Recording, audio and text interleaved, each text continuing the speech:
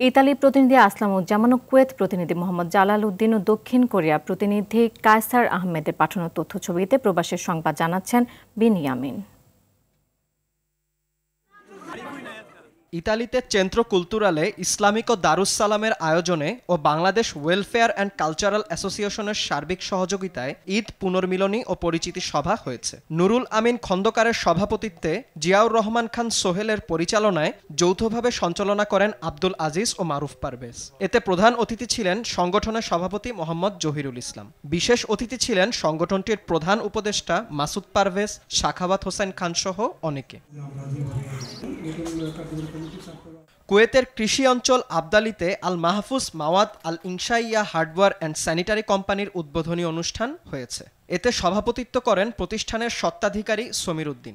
আহ জুবেদের পরিচালনায় এতে প্রধান অতিথি ছিলেন কুয়েতে বাংলাদেশের রাষ্ট্রদূত অবসরপ্রাপ্ত মেজর জেনারেল মোহাম্মদ আশিকুজ্জামান। বিশেষ অতিথি ছিলেন কুয়েতে বাংলাদেশ দূতাবাসের কাউন্সিলর ও দূতালয় প্রধান মোহাম্মদ মনিরুজ্জামান, শ্রম মিনিস্টার মোহাম্মদ আবুল হোসেন ও তৃতীয় সচিব আব্দুল লতিফ ফকির। এ সময় আরও উপস্থিত ছিলেন সুলাইমান মিয়া, নজরুল ইসলাম খান, ইসলাম চেয়ারম্যান মোহাম্মদ ইসলাম, মোহাম্মদ কফিল, আবুল হাশেম এনাম ও রেদওয়ান সহ প্রবাসী বাংলাদেশিরা।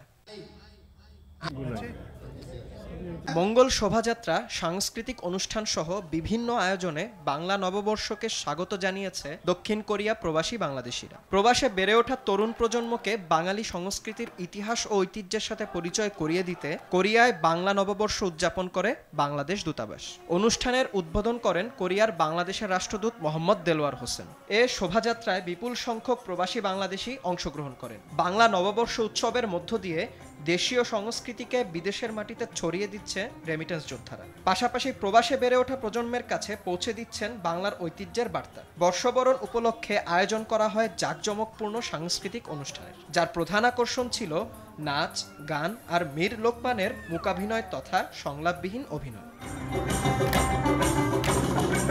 নেদারল্যান্ডসে বাংলাদেশ কল্যাণ সমিতির উদ্যোগে বাংলা নববর্ষ উদযাপন করা হয়েছে। এতে নেদারল্যান্ডসের বিভিন্ন শহর, ইউরোপের বিভিন্ন দেশ থেকে প্রবাসী বাংলাদেশিরা অংশগ্রহণ করেন। বাংলাদেশ কল্যাণ সমিতির সভাপতি আলাউদ্দিন মোল্লার সভাপতিত্বে, নজরুল ইসলামের সঞ্চালনায় এবং মোহাম্মদ এমদাদ হোসেনের সার্বিক তত্ত্বাবধানে এ সময় কমিউনিটির বিভিন্ন স্তরের সদস্যরা উপস্থিত ছিলেন। পরে মনোজ্ঞ সাংস্কৃতিক অনুষ্ঠান উপভোগ করেন আগত অতিথিরা। বিনিয়ামিন, RTV।